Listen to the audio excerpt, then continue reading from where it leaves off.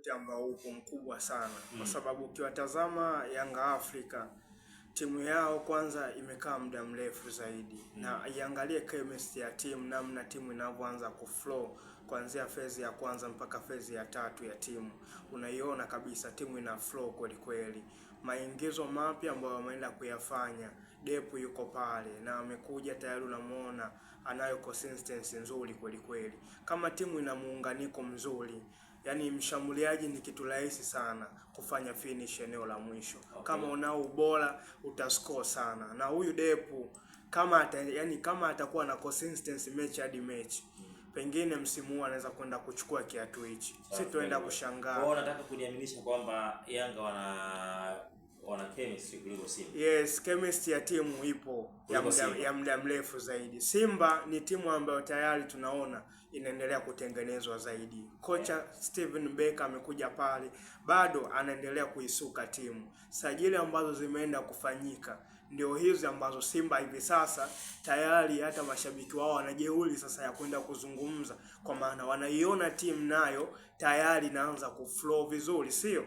Mashambulizi yanaanza kutengenezwa kuanzia phase ya kwanza. Utamuona Rushin na Ismail Tule wanaanza kutengeneza mashambulizi, wanapushi timu juu. Unaona muunganiko mzuri akicheza Yusuf Kagoma, Clatous Chota Chama, tumemwona pia Ino Loemba kwenye eneo lile.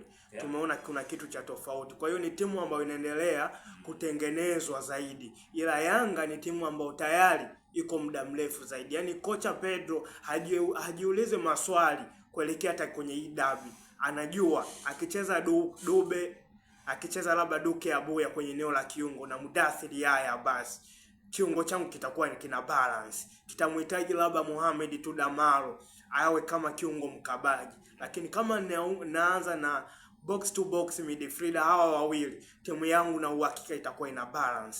Na Yanga kama utakuwa unacheza kwenye back four yako muda wote, unahitaji waanze kukufanyia pressing kwenye eneo la juu, basi utaenda kufanya makosa.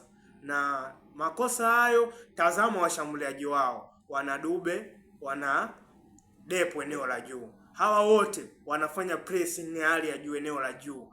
Na mashaka yangu kwa Simba, kama watakuwa wanacheza back pass zao pale nyuma, kwa maana Rushin Delok pamoja na Ismail Tule, mashaka yangu bado yako kwa Ismail Tule, kwa maana kujiamini kwake.